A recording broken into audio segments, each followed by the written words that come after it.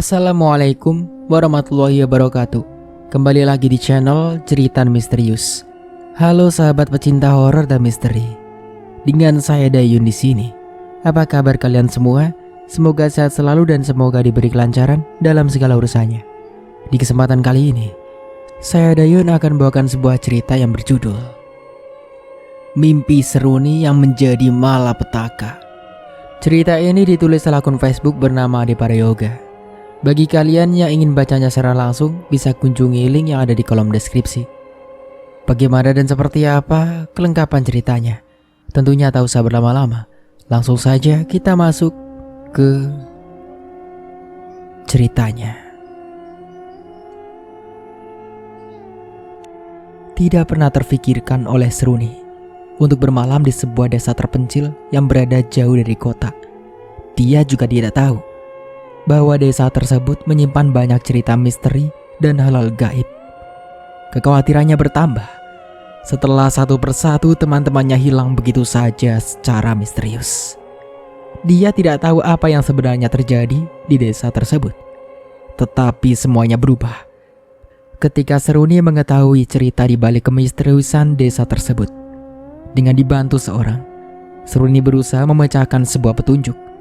Bukan hanya itu, dia harus melakukan beberapa misi untuk menyelamatkan nyawa teman-temannya yang saat itu dalam bahaya. Apakah Seruni sanggup melakukannya?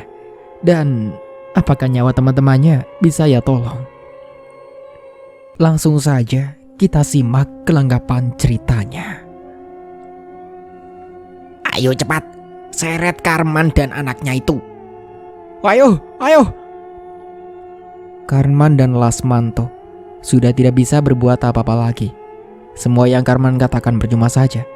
Dia berusaha memberontak, tetapi sia-sia. Terlalu banyak orang yang memeganginya. Karman dan Lasmanto dibawa ke makam Eyang Wongso yang terletak di pinggir hutan dekat perkebunan warga. Lasmanto hanya bisa menangis dan memanggil-manggil ayahnya. Sesampainya di makam Eyang Wongso, keduanya langsung diikat di sebuah pohon yang berada di samping makam. Selesai mengikat, Darmo dan Mulyono tanpa menunggu lama langsung menyiram keduanya dengan minyak tanah.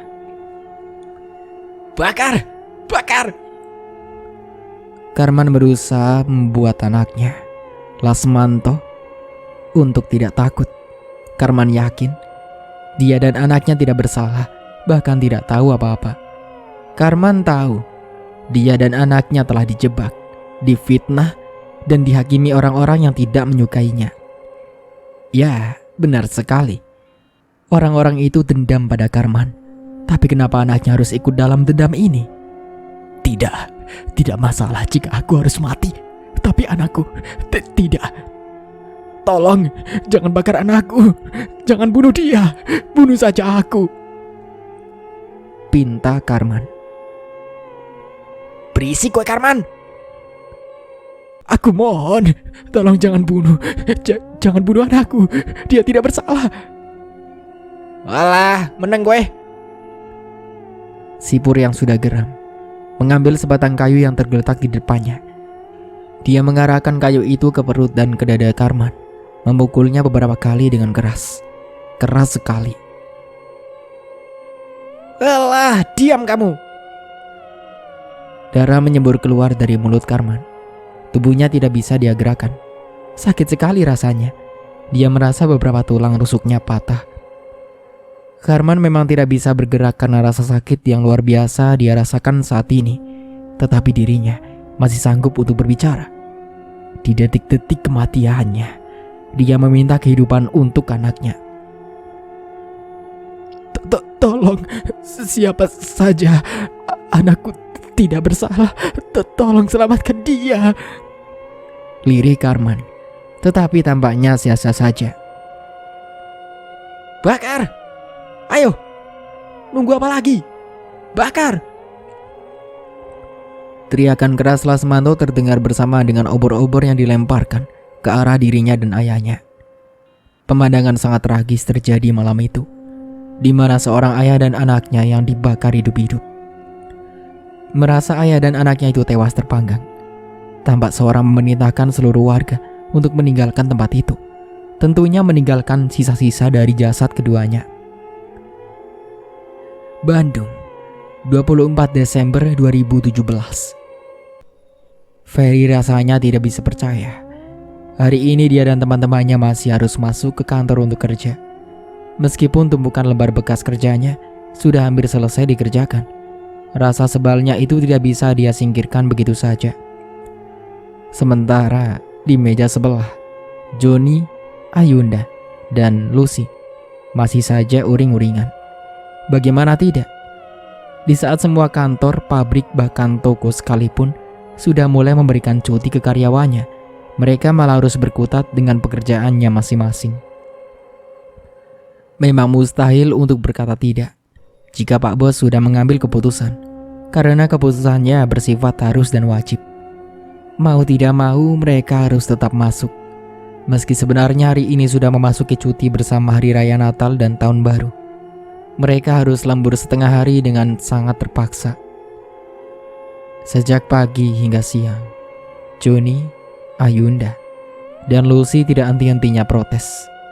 Sesekali mengata-ngatai Pak Bos. Saat inilah yang tidak mau mereka lewatkan, mengeluarkan unek-unek mereka tentangnya, yang hari ini tidak bisa ke kantor. Ada untungnya juga. Berbeda dengan Alfian, Seruni, dan Linda, yang sama sekali tidak protes seperti teman-teman mereka. Ketiganya malah terlihat fokus pada kerjaannya masing-masing. Sesekali, mereka hanya geleng-geleng kepala dan tertawa kecil karena mendengar hebohnya obrolan Johnny dan lainnya. Sudah bilang, Pak Bos itu agak sinting, kata Lucy. Agak sinting? Ulang Ayunda dibuat-buat. Dia sudah gila. Iya betul, Johnny membenarkan. Gila harta pastinya. Dan kita semua asetnya. Kita selalu digencarkan untuk terus bekerja demi meraup uang banyak untuk dia. Sedangkan kita akan mati perlahan-lahan karena gaji kita yang kecil. Lebih tepatnya, kita itu ibarat rakyat jelata dan dia itu penjajahnya. Kita disuruh untuk kerja dan kerja. Seperti apa itu namanya? Tanam jaksa, kata Lucy. Tanam paksa sayang, Johnny cepat-cepat mengoreksi. Iya, itu dia maksudnya. Dan jangan panggil-panggil sayang, Lucy melotot ke arah Johnny. Makin cantik deh kalau lagi marah. Johnny cepat-cepat meraih ponsel di mejanya, berusaha untuk mengabadikan ekspresi wajah Lucy saat itu. Please deh Johnny, berhenti bertindak konyol. Jangan terlalu berharap lebih, oke? Suka sama orang seperti kamu itu adalah tidak mungkin. Mustahil, bentak Lucy. Mustahil? Johnny seperti orang yang sedang berpikir. Tidak ada yang mustahil kalau cinta sudah berbicara. Ia mengedipkan matanya dengan senyum yang dibuat semanis mungkin. Lihat saja, suatu saat nanti, saat yang sebentar lagi tiba, kita berdua akan menjadi pasangan sehidup semati sayang. Lucy mendelik sebal. Tidak akan. Tidak. Lucy melompat berdiri. Dia menganggap hal seperti ini tidak bisa dihadapi dalam keadaan duduk. Sambil berkacak pinggang, Lucy melotot ke arah Johnny. Aku bilang tidak. Ayunda menepuk keningnya sendiri. Mulai lagi deh. Perdebatan antara Johnny dan Lucy memang sudah sering kali terjadi setiap hari, setiap jam, mungkin bahkan setiap menit. Adalah hal biasa bagi Ayunda dan yang lainnya mendengar perdebatan antara keduanya. Mereka menganggap hal inilah yang lucu, hal yang bisa membuat mereka ketawa. Namun, tidak untuk Ferry saat ini. Dirinya merasa terlalu sebal hari ini. Bahkan, dari pagi sampai sekarang ini, bicara pun tidak. Ferry berusaha keras untuk mengabaikan suara-suara yang berasal dari mulut Johnny dan Lucy. Dia menjulurkan kedua kakinya ke bawah meja, menyeruput kopi hitam yang dibuatnya beberapa menit lalu. Sayang, hal itu tidak membuatnya jauh lebih nyaman, justru membuatnya semakin geram. karena suara Johnny dan Lucy yang kini semakin keras. Ini sungguh keterlaluan.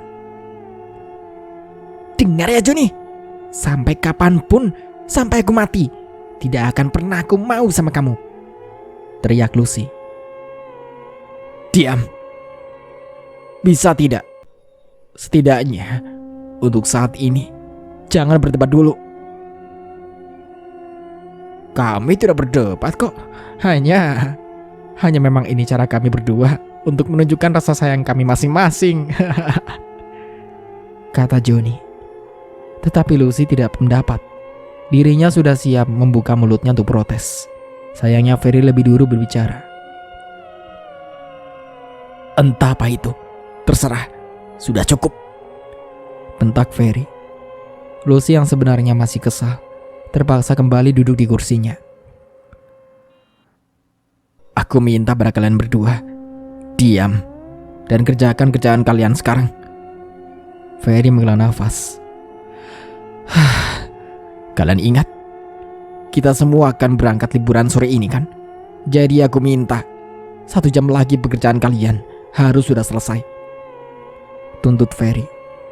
Dia melotot ke arah Johnny dan Lucy, seakan ingin mengatakan, kalau tidak, awas. Liburan? Oh, hampir saja aku lupakan. Lucy balas melotot sambil memayunkan bibirnya. Baik bos, yes, liburan. Ayunda menahan tawa. Syukurin. Melihat itu Lucy tidak menjawab, malah sekarang bibirnya tambah dimanyunkan. Liburan? Semestinya ini sudah mereka lakukan kemarin. Jika saja Pak Bos tidak menyuruh mereka semua untuk masuk kantor.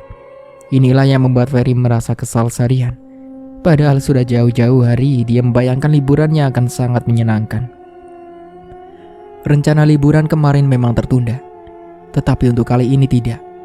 Mereka akan berangkat sore ini juga, dengan harapan besok pagi-pagi sekali mereka sudah sampai di tempat tujuan, sehingga bisa menikmati suasana perayaan Natal di sana. Sedangkan untuk perayaan Tahun Baru, mereka sepakat untuk merayakan di Solo, kampung halaman Linda. Liburan memang sudah ditunggu-tunggu oleh mereka semua, karena sejak lama mereka tidak mendapati cuti. Terakhir mereka hanya mendapatkan cuti Hari Raya Idul Fitri, itu pun hanya 2 hari. Namun, entah mengapa perasaan Seruni tiba-tiba saja cemas karena mendengar kata liburan. Dia merasa aneh, padahal kemarin dia merasa bersemangat sekali. Tetapi hari ini, entahlah. Al, ada yang ingin aku katakan. Seruni ingin memberitahu Alfian, kekasihnya, tentang perasaannya yang semakin tidak enak. Namun di lain sisi, Seruni tidak mau. Gara-gara dirinya liburan kali ini, liburan yang selama ini mereka tunggu-tunggu gagal karenanya. Mungkin saja ini semuanya karena kondisi tubuhnya yang sedang kurang sehat. Tentang? Alfian menatap Seruni. Katakan saja.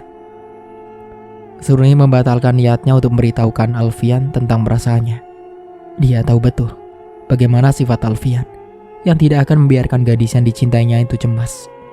Jika Seruni harus berbohong karena alasan tidak enak badan, maka sudah dipastikan Alfian akan melarang dirinya untuk ikut liburan. Dan tentunya Alfian tidak akan ikut juga. Tidak. Seruni tidak mau membuat teman-temannya kecewa. Sayang, katanya mau bicara, kok malah diam? Tidak terlalu penting, Al. Kamu baik-baik saja kan? Alfian memastikan. Iya, aku baik-baik saja kok. Walaupun Seruni bilang dirinya baik-baik saja, Alfian tahu Seruni sedang tidak dalam kondisi baik-baik saja saat ini. Dia tahu ada yang disembunyikan dari raut wajah Seruni yang cemas. Tetapi dia juga tahu seberapa kerasnya dia memaksa bertanya, pasti akan sia-sia saja. Seruni tidak akan bicara. Wajahmu pucat. Apa kamu sakit? Tanya Alfian akhirnya. Aku baik-baik saja, jawab Seruni memaksakan untuk tersenyum. Tapi aku tetap harus membelikanmu beberapa vitamin nanti, kata Alfian. dan jangan menolak untuk meminumnya. Seruni mengangguk. Iya, terima kasih. Seruni berusaha terlihat lebih tenang daripada yang dirasakannya. Jangan sampai Alfian tahu bahwa dia benar-benar cemas saat ini. Mungkin saja kecemasannya ini tidak beralasan. Seruni memandang keluar lewat jendela di lantai 3 ruang kerjanya. Pandangannya tertuju pada gerombolan burung gereja yang kebetulan terbang berputar-putar, dan pikirannya tiba-tiba saja berkelebat. Pandangannya berubah. Bukan burung lagi yang dia lihat, tetapi sekumpulan orang. Banyak sekali. Lebih tepatnya puluhan orang yang sedang berkerumun. Seruni tampak bingung dengan apa yang dilihatnya sekarang. Tempat apa ini? Bagaimana dia bisa sampai ke sini? Dan sedang apa sebenarnya orang-orang ini? Banyak sekali pertanyaan yang berkecamuk dalam pikiran Seruni. Tetapi dia tidak akan tahu jawaban dari semua pertanyaan itu, kecuali dia harus mencari tahu sendiri. Seruni melangkah secara perlahan, mendekati kerumunan orang itu. Dia melangkah sangat pelan, sambil melihat sekeliling tempat itu, sampai dia menyadari dirinya mungkin sedang berada di sebuah halaman luas yang masih berupa tanah. Beberapa rumah sederhana yang terbuat dari kayu dan papan terlihat di kanan kirinya, sedangkan jauh di depan ada banyak sekali pohon-pohon besar. Seruni mengedarkan pandangan, mengamati orang-orang yang sedang berkerumun, yang sekarang tidak jauh lagi darinya. Orang-orang itu tampak aneh. Pakaian mereka sangat jauh berbeda dengan pakaian orang zaman sekarang. Bahkan beberapa laki-laki tidak memakai baju, hanya memakai celana kolor pendek atau sarung sebagai gantinya. Hampir semua orang yang dilihatnya Seruni ekspresinya sama. Dalam wajah orang-orang itu tersirat kesedihan yang sangat mendalam. Seruni sendiri bahkan bisa merasakannya. Langkah Seruni terhenti, tepat di belakang orang-orang yang sedang berkerumun. Di depannya ada beberapa laki-laki dan perempuan. Salah satunya perempuan parubaya yang memeluk erat seorang gadis bertubuh kecil yang terlihat sangat ketakutan. Gadis itu terlihat sangat gemetar. Dari mulutnya sesekali terdengar isakan pelan. Tapi, kenapa gadis itu begitu ketakutan? Seruni mencoba untuk melihat ke depan kerumunan, mencari tahu apa yang sebenarnya terjadi dan apa yang membuat semua orang begitu sedih. Tetapi, sulit. Terlalu banyak orang di depannya. Dia tidak bisa melihat apapun. Berkali-kali Seruni mendongakkan kepalanya dan berjingkat, tetapi sia-sia saja. Orang-orang ini terlalu tinggi. Atau mungkin tinggi badan Seruni yang hanya 158 cm terlalu pendek. Memang nasibnya tidak begitu baik dalam tinggi badan. Sia-sia saja usaha Seruni. Dia tetap tidak bisa melihat apa yang sebenarnya sedang terjadi jauh di depan sana. Dan dia harus melihat apa yang sebenarnya dilihat oleh semua orang yang ada di sana. Tetapi apa yang semua itu tidak akan membahayakan dirinya. Sesaat Seruni diam terpaku, mencoba untuk berpikir sejenak. Apa dia harus merengsek maju melewati orang-orang yang tidak dikenalnya sama sekali itu untuk melihat apa yang sebenarnya terjadi? Dia harus ke sana. Rasa penasarannya jauh melebihi rasa takutnya saat ini. Seruni melangkah dengan hati-hati, mencoba mencari celah di antara orang-orang yang sedang berkerumun itu. Mungkin inilah cara untuk sampai ke depan kerumunan tanpa sedikit pun mengganggu orang-orang itu. Tapi kelihatannya percuma. Hampir tidak ada celah sedikit pun. Orang-orang itu berdiri terlalu rapat. Tidak ada cara lain untuk Seruni saat ini, selain harus mengatakan kata permisi untuk bisa maju ke depan kerumunan. Hanya itu yang bisa ia lakukan. Maaf, permisi. Tangan Seruni berusaha menyentuh lengan seorang laki-laki tua yang memakai sarung dan kaos putih lusuh. Anehnya, laki-laki tua itu tetap bergeming. Bukan laki-laki tua itu yang aneh, tetapi sentuhan tangan Seruni yang aneh. Seruni seharusnya merasakan lengan laki-laki tua itu, tetapi ini tidak. Dia tidak merasakan apapun saat menyentuhnya. Bahkan Seruni tidak bisa menyentuhnya sama sekali. Berulang kali Seruni mencoba menyentuh laki-laki tua itu, tetapi tetap saja tidak bisa. Tangannya hanya merasakan udara kosong. Tangannya menembus laki-laki tua itu. Seruni mencoba memegang orang-orang di sekelilingnya. Sama saja. Rasanya seperti menyentuh bayangan. Hanya bayangan yang terlihat seperti manusia. Apa ini? Kenapa Seruni tidak bisa menyentuhnya? Diam sesaat. Pikiran Seruni kembali tertuju pada apa yang ingin dia lihat sejak tadi. Seruni mulai melangkah, walaupun perasaannya agak ngeri. Tidak terbayang olehnya akan berjalan di kerumunan dengan cara menembus kerumunan itu. Setidaknya dia tidak akan mengalami kesulitan saat ini. Seruni mempercepat langkahnya, menembus banyak sekali orang. Rasa takutnya pun mulai sedikit hilang. Seruni berpikir dirinya akan aman dan tidak akan ada yang membuat dirinya dalam bahaya saat ini. Karena orang-orang itu bukan hanya tidak bisa Seruni sentuh, mereka bahkan tidak menyadari keberadaannya sama sekali. Sempat terbesit dalam pikiran Seruni. Apa mungkin orang-orang yang dilihatnya itu bukanlah manusia? Langkah Seruni hampir sampai. Hanya tinggal satu barisan orang lagi. Namun, langkahnya harus terhenti ketika dia merasakan ada yang menahan pergelangan tangan kanannya. Hatinya mencelos. Jantungnya berdegup kencang seketika itu juga. Siapa yang memegang tangannya? Butuh waktu beberapa saat untuk Seruni agar bisa membuat dirinya tenang, berusaha mengumpulkan sisa-sisa keberaniannya. Setelah yakin dirinya benar-benar siap, perlahan Seruni memalingkan wajahnya, mengerahkan pandangannya pada orang yang memegang tangannya saat itu. Nenek siapa? Tanya Seruni agak ragu. Setelah yang dilihatnya ternyata seorang wanita tua. Seluruh rambutnya telah memutih. Seluruh kulitnya, terutama kulit wajah, sangat keriput. Tetapi kedua matanya mempunyai tatapan tajam, menatap lekat ke arah Seruni. Sunyi sesaat. Wanita tua itu tidak menjawab. Dia terus menatap Seruni, sebelum akhirnya mengatakan sesuatu yang tidak Seruni mengerti. Bahaya selalu ada di depanmu, kata wanita tua itu pelan, sehingga hanya Seruni yang bisa mendengarnya.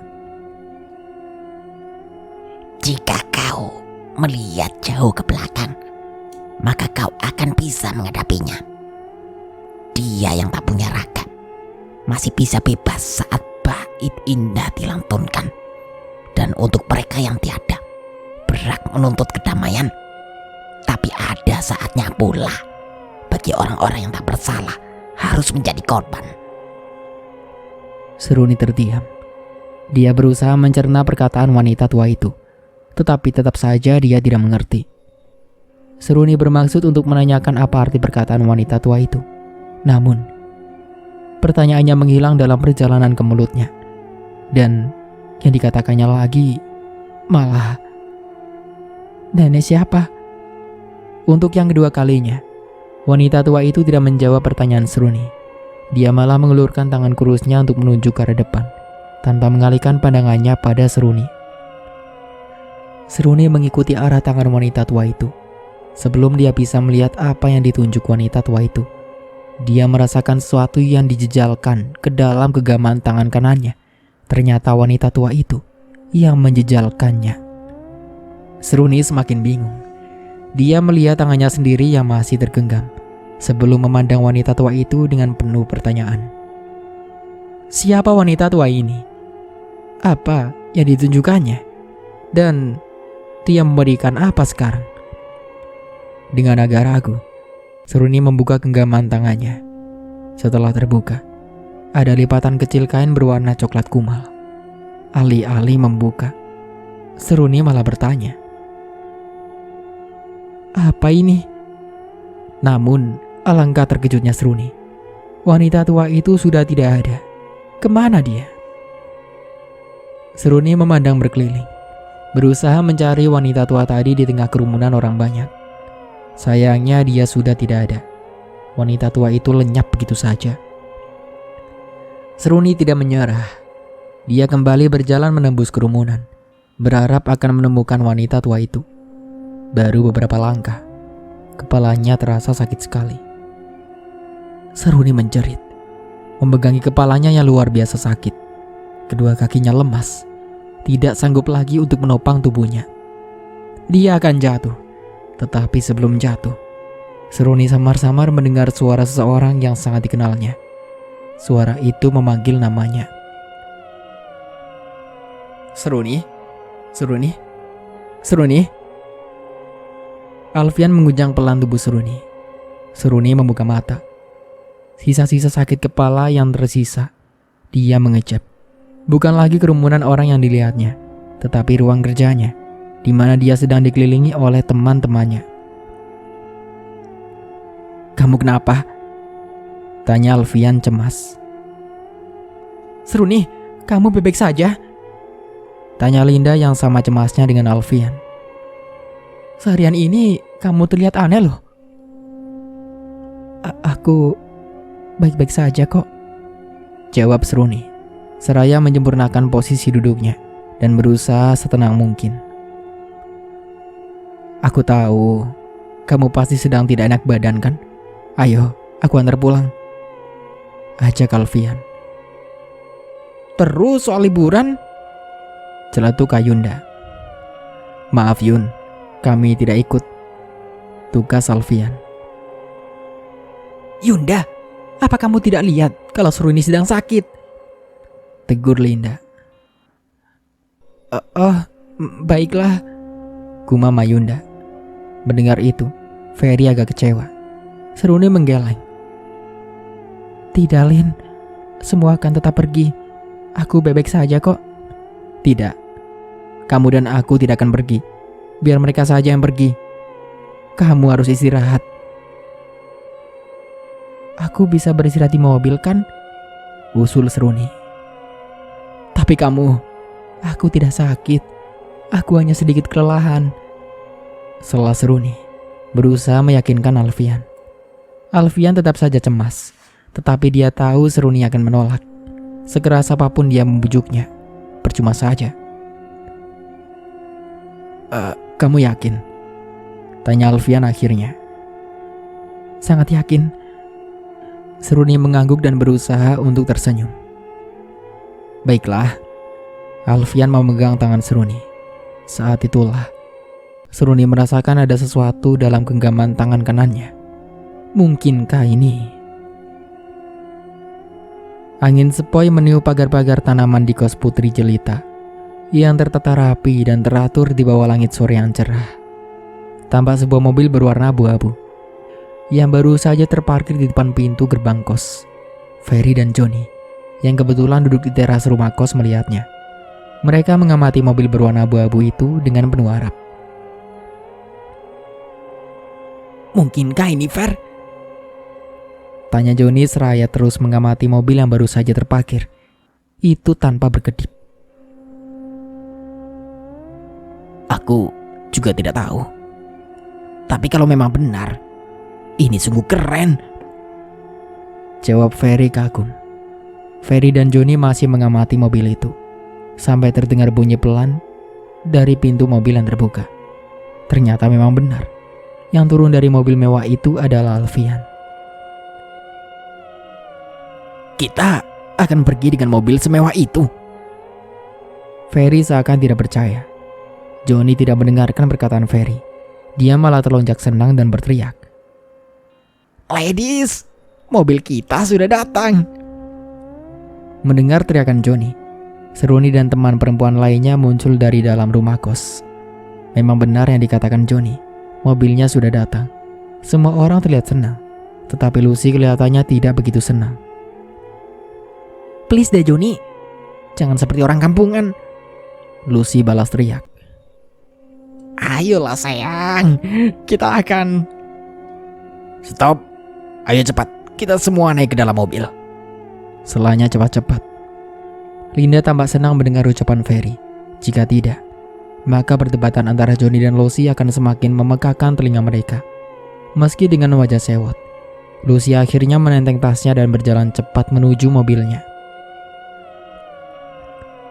"Untung aja kamu cepat bertindak," ujar Linda lega. "Kalau bukan aku, siapa lagi?" bisik Ferry kepada Linda. Keduanya cekikikan. "Ayo semuanya, kita berangkat," seru Yunda senang. Dia berlari menuju mobil yang disusul Johnny di belakangnya. Beberapa saat kemudian, Ferry terlihat sibuk mengatur tempat duduk. Johnny bersikeras untuk duduk di samping Lucy, tetapi Lucy tidak. Lucy sudah siap untuk mencak-mencak, tapi Ferry segera ambil tindakan lagi. Dia memaksa Johnny untuk duduk dengannya di bangku tengah, sedangkan Lucy, Linda, dan Ayunda di bangku paling belakang. Johnny sebenarnya tidak mau, tetapi jika Ferry sudah melotot, Johnny akhirnya mau juga. Sementara Ferry sibuk mengatur tempat duduk, Alfian masih mengkhawatirkan Seruni. Dia tidak tahu, senyum yang Seruni tunjukkan sekarang adalah senyum yang keluar dari perasaan senangnya, ataukah senyum yang dipaksakan. "Kamu yakin kita akan ikut pergi?" tanya Alfian ragu saat membukakan pintu depan untuk Seruni. "Aku yakin, sangat yakin." Alfian memaksa tersenyum. "Baiklah kalau begitu. Bagaimana obatnya?" "Sudah aku minum kok." Yakin Seruni.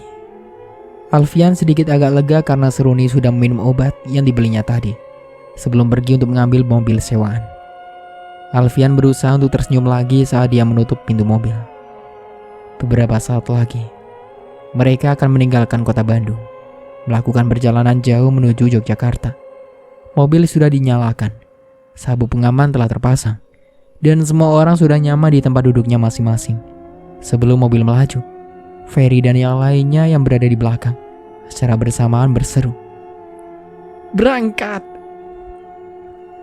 Perjalanan menuju Yogyakarta memang tidaklah dekat.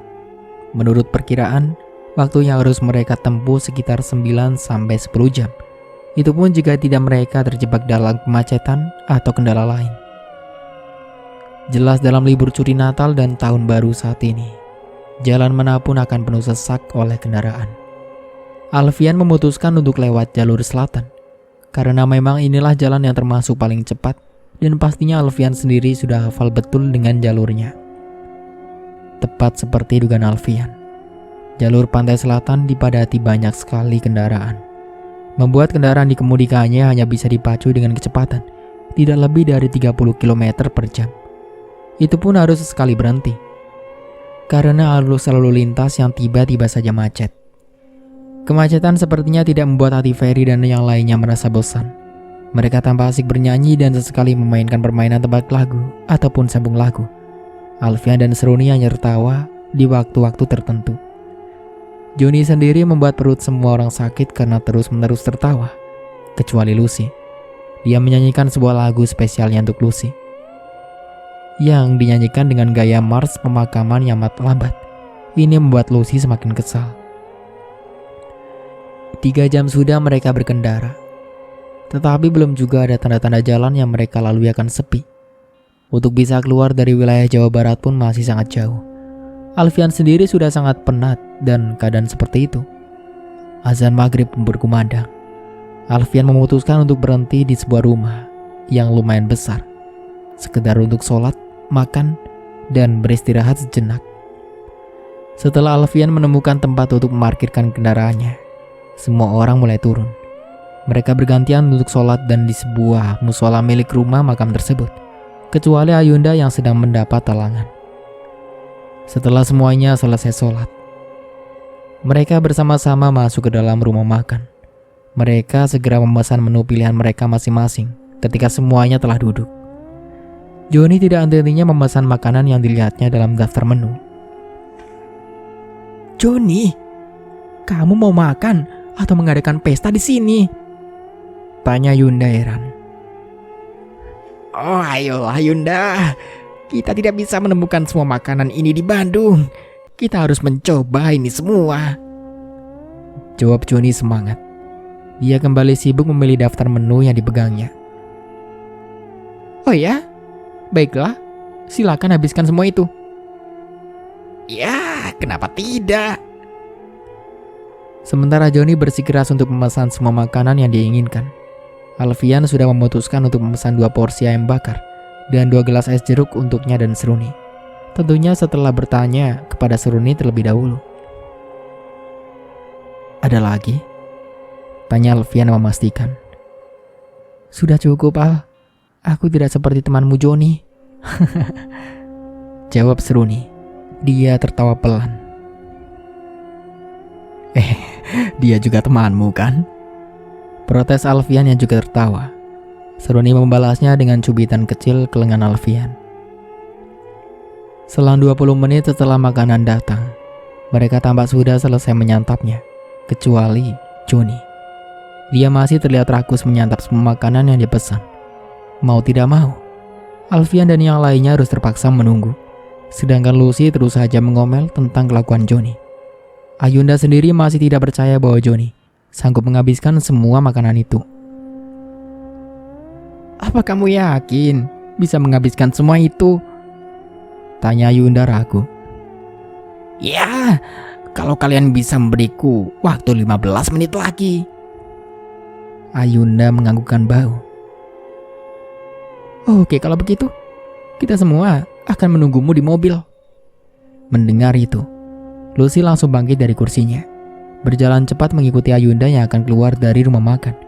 Seruni dan yang lainnya mengikuti. Hey, tunggu Fer! Panggil Joni. Apalagi?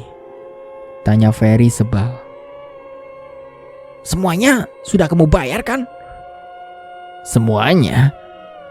Sudah aku bayar, kecuali semua makanan yang kamu pesan ini. Ferry ngeloyor pergi, meninggalkan Joni yang duduk terpaku dengan mulut menganga. 15 menit berlalu.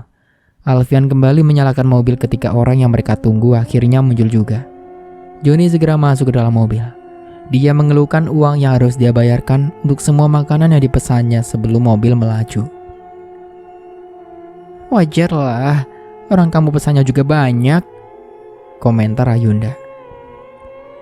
Mobil melaju pelan di tengah padatnya kendaraan. Kota Ciamis terlihat sangat ramai malam itu. Berderet-deret toko terlihat di sisi kanan dan kiri. Tidak jarang, hiasan pohon Natal terpajang di beberapa toko. Hiruk-pikuk kota Ciamis membuat Seruni sedikit melupakan mimpi aneh yang dialaminya beberapa waktu lalu. Hatinya sudah mulai tenang. Seruni segera membuka kaca mobil. Dia berharap punya beberapa mata tambahan. Kepalanya menoleh ke segala jurusan ketika mobil yang dikendarainya oleh dia dan teman-temannya menyusuri jalan itu. Mencoba melihat segalanya sekaligus. Toko-toko, barang-barang yang terpajang, orang-orang yang sedang berjalan dan berbelanja. Seruni beralih ke sisi kiri. Seorang anak kecil berambut gundul ketika mobil berhenti karena arus lalu lintas yang macet. Dilihatnya sedang menunjuk-nunjuk ke dalam toko mainan sambil berseru. Mau itu mah, ya warna biru. Pandangan Seruni bergulir ke toko swalayan di sebelahnya, memandangi orang-orang yang nampak antusias saat akan mengunjunginya. Di sisi kanan dan kirinya, terdapat pohon Natal yang tingginya sekitar 3 meter, ditambah spanduk panjang bertuliskan Selamat Hari Raya Natal dan Tahun Baru yang berwarna kuning kemasan. Mobil mulai melaju pelan. Seruni kembali memandangi sebuah toko kue. Khayalannya muncul ketika dia melihat sebuah kue pernikahan yang lumayan besar dan bertiga-tiga. Dia membayangkan pernikahannya kelak dengan Alfian akan memakai kue tersebut. Namun, khayalannya terhenti ketika Seruni tiba-tiba saja seperti melihat seorang wanita tua yang dilihatnya dalam mimpi anehnya tadi siang. Wanita tua itu berdiri di sisi toko kue. Kedua matanya menatap tajam ke arah Seruni. Seruni ingin memastikan bahwa yang saat dilihatnya tadi itu adalah nyata, bukan seperti dalam mimpi anehnya. Sayangnya, saat dia mulai mengamati sosok wanita tua itu, mobil yang dikemudikan Alfian sedang mendahului sebuah truk. Pemandangan Seruni terhalang. Seruni memutar tubuhnya, mengarahkan pandangannya kembali ke toko kue, di mana dia melihat wanita tua itu tadi. Tetapi anehnya, wanita tua itu sudah tidak ada. Dia seolah lenyap begitu saja entah kemana. Seketika, muncul banyak pertanyaan di benak Seruni. Apa yang dilihatnya tadi itu nyata? Atau hanya sekedar halusinasinya saja? Siapa sebenarnya wanita tua itu? Jika ini memang nyata, kenapa dia ada di sini? Kepala Seruni serasa berputar memikirkan semua itu Dia cemas tetapi dia tidak mau membuat teman-temannya, terutama Alfian, merasa khawatir karenanya. Seruni kembali menutup kaca mobil. Dia mungkin harus tidur. Akhirnya, setelah dengan susah payah Seruni berusaha untuk memejamkan mata, dia bisa tidur juga. Sementara di tempat duduk belakang, hanya Linda yang belum tidur. Dia tampak sibuk dengan gawai di tangannya. Setelah berkali-kali terjebak kemacetan, mobil yang dikemudikan Alfian akhirnya bisa melaju lebih cepat. Mobil berwarna abu-abu itu terus meluncur menyusuri kawasan Cilacap. Angin dingin berembus lewat celah kaca mobil yang dibuka sedikit oleh Alfian, sekedar untuk membuat dirinya tidak mengantuk. Hal itu tidak berlangsung lama, karena Alfian sadar di sebelahnya ada Seruni yang sedang tertidur pulas. Dia tidak mau kalau Seruni terbangun, gara-gara dinginnya AC mobil ditambah udara dari luar. Alfian bersenandung kecil. Mungkin itu bisa membuatnya terhindar dari rasa kantuknya. Namun, cara itu pun tidak membantu. Rasa kantuk dan letih semakin menguasainya. Alfian melirik ke kaca spion. Dia melihat semua teman-temannya di belakang sedang tertidur pulas, kecuali Ferry. Terbesit dalam pikiran Alfian, meminta untuk Ferry bergantian mengemudikan mobilnya. "Fer, kamu belum tidur?" tanya Alfian basa-basi setelah mengurangi pijakan gas. "Baru saja aku bangun, Al." "Oh, kamu bisa gantiin aku nyetir mobil? Aku sudah ngantuk berat nih." "Aku?" Ferry seolah tidak percaya. Kamu bahkan tahu kalau aku tidak pernah pegang mobil." Emang iya sih. Terus bagaimana? Apa kita istirahat dulu?" Sebentar. Aku pernah lihat Joni. Waktu itu dia pernah pakai mobil deh." "Joni?" ulang Alfian ragu. "Iya, Joni." Kamu yakin, Fer?" "Ya, aku yakin. Biar aku bangunkan dia dulu," kata Ferry. Alfian sebenarnya tidak yakin jika Joni yang menggantikannya untuk mengemudikan mobil. Tetapi tidak ada pilihan lain. Tidak ada lagi yang bisa mengemudikan mobil kecuali Seruni.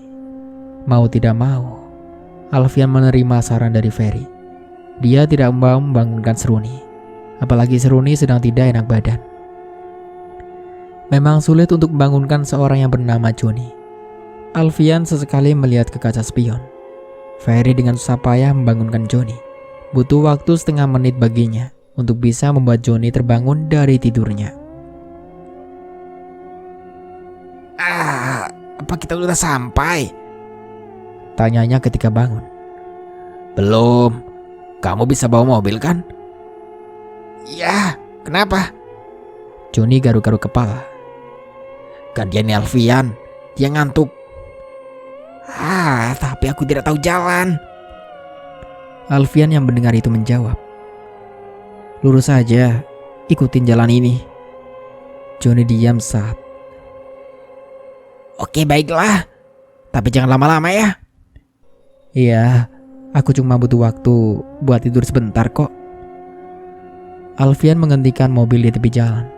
Begitu menarik tuas rem tangan, dia dan Joni segera turun. Mereka bergantian untuk menyetir. Sebenarnya Alfian masih agak ragu, tetapi setelah Joni mulai mengajukan mobil, Alfian merasa tenang. Benar yang dikatakan oleh Ferry, kalau Joni memang bisa mengendarai mobil. Meski Joni orangnya konyol dan nyeleneh, ternyata dia mahir juga. Butuh waktu sekitar 3 menit untuk Alfian benar-benar bisa memejamkan mata. Sementara itu, mobil terus melaju ke arah timur dalam kendali Joni. Tidak terasa 3 jam berlalu. Tidak terasa pula bagi Joni yang selama 3 jam menyetir menggantikan Alfian. Mobil terus meluncur sesuai panduan Alfian, yaitu arah timur. Teman-temannya masih terlelap tidur. Joni sengaja tidak membangunkan Alfian, karena dia tidak tega melihat wajah Alfian yang terlihat sangat lelah. Di tengah perjalanan, Joni sempat melihat sebuah petunjuk jalan yang berbunyi alternatif Yogyakarta menuju ke arah kiri. Melihat itu, Joni berinisiatif membelokkan kemudi ke kiri ke arah yang dimaksud dalam petunjuk jalan. Dia berpikir akan lebih cepat nantinya ke mereka untuk sampai ke tempat tujuan. Johnny berusaha fokus pada jalan yang dilaluinya. Setelah melalui beberapa belokan, lama-lama Johnny merasa aneh. Jalan yang dilaluinya sekarang menjadi sangat sepi. Dia tidak melihat satupun kendaraan lain. Jalan yang tadinya lebar sekarang menyempit, berliku-liku dengan penuh tanjakan. Johnny berusaha tenang, sambil masih mencari kalau-kalau ada petunjuk jalan. Sementara itu, jalan yang dilaluinya sudah benar-benar gelap gulita. Tidak ada rumah ataupun pencahayaan sama sekali. Setengah jam berlalu. Johnny tampak lega setelah akhirnya bisa melihat petunjuk jalan yang menunjukkan ke arah tujuan. Johnny pun memacu kendaraannya dengan sangat kencang setelah berbelok ke kanan sesuai petunjuk jalan. Namun, Johnny tidak tahu jika ada yang aneh dengan petunjuk jalan itu. Kepercayaan diri Johnny meningkat saat kedua matanya menangkap seberkas cahaya kemerahan di kejauhan. Johnny mempercepat laju kendaraannya, mengejar cahaya merah itu. Dia berharap yang dilihatnya tadi adalah cahaya dari lampu belakang sebuah mobil. Johnny bersorak dalam hati ketika melihat sebuah mobil yang jaraknya sudah tidak jauh lagi dari mobil yang dikendarainya. Sekali lagi ada yang aneh dan tidak Johnny sadari. Jalan yang tadinya sempit, berliku-liku, penuh tanjakan, dan tidak ada pencahayaan sama sekali, sekarang berubah menjadi sangat lebar, ramai kendaraan, dan banyak rumah maupun toko. Johnny yang tidak sadar sama sekali dengan keanehan-keanehan itu, memacu kendaraannya dengan lebih kencang. Dia mengira bahwa dirinya sudah memasuki kawasan Yogyakarta. Hatinya bukan main senangnya. Jalan aspal yang dilalui sangat lebar dan arus seperti jalan tol yang bebas hambatan. Barulah setengah jam perjalanan, Johnny dengan tiba-tiba menginjak pedal rem sekuat tenaga yang dia bisa seketika jalan yang dilaluinya. Sekarang tiba-tiba saja berubah menjadi jalan tanah berbatu. Dia menginjak pedal rem karena di depannya merupakan tepian hutan yang landai dan banyak sekali pohon. Mobil yang dikendarainya pun akhirnya menabrak sebuah pohon. Semua penumpang yang duduk di kursi belakang terpental. Bahkan ada yang terguling ke bawah. Suruni sendiri yang duduk di depan tampak kaget. Asap tipis terlihat mengepul di bagian depan mobil. Johnny yang kepalanya masih sedikit pusing akibat benturan dengan kemudi perlahan turun, berupaya menolong Suruni dan teman-teman lainnya yang duduk di kursi belakang. Apa yang terjadi? Tanya Ferry seraya memegangi kepalanya. Johnny tidak berani menjawab. Dia tampak ketakutan. Aduh, sakit sekali. Rintih Ayunda. Tanganku. Pekik Lucy. Alfian yang teringat Seruni cepat-cepat turun menghampirinya. Ferry turun terakhir setelah memastikan Linda, Ayunda, dan Lucy baik-baik saja. Tidak ada luka yang serius, hanya luka memar atau lecet saja yang mereka alami. Melihat Alfian terluka, Seruni segera berlari menuju mobil. Dia mengambil kotak P3K di dalam dashboard mobil dan cepat-cepat kembali ke teman-temannya. Dia membawa Alfian dan teman-temannya di tepian jalan. Sementara Seruni mengobati luka Alfian, Lucy seperti biasa ngomel-ngomel dan terus saja menyalahkan Johnny. Ferry yang sedang mengobati Linda ikut-ikutan menyalahkan Johnny. Lagian, bisa-bisanya lewat jalan seperti ini sih. Kalau tidak tahu jalan, kan bisa bangunin Alfian. Tapi, tadi jalan ini lebar, Fer. Jalannya juga ramai dan banyak kendaraan yang melintas. Bahkan aku lihat banyak sekali rumah dan toko di sepanjang jalan. Pakai mata dong, Johnny. Jalan tengah hutan begini kamu bilang banyak rumah dan toko. Aku tidak bohong. Sumpah, jalan ini tadi sangat lebar, tapi tiba-tiba saja berubah seperti ini. Di tengah hutan, Johnny. Ini pasti sangat jauh dari kota. Ya Tuhan, aku tidak bohong, teman-teman. Aku bicara terus terang. Alfian sudah selesai diobati, angkat bicara. Sudah, jangan ribut terus. Sekarang yang terpenting, bagaimana cara kita untuk keluar dari sini? Mau tidak mau kita harus cari bantuan, kata Ferry. Iya benar, mobilnya juga mati. Kita butuh bantuan beberapa orang lagi untuk menarik mobil itu. Mobilnya masuk lumayan dalam. Kalian memang benar. Tapi apa ada orang di sekitar sini? Alfian mengedarkan pandangan, berharap melihat tanda-tanda adanya rumah warga di sekitar tempat itu. Tapi sayangnya tidak ada. Untuk sementara aku cukupkan dulu ceritanya sampai di sini. Sampai jumpa kembali di part berikutnya. Saya Dahyun pamit undur diri. Kurang lebihnya mohon maaf. Wassalamualaikum warahmatullahi wabarakatuh.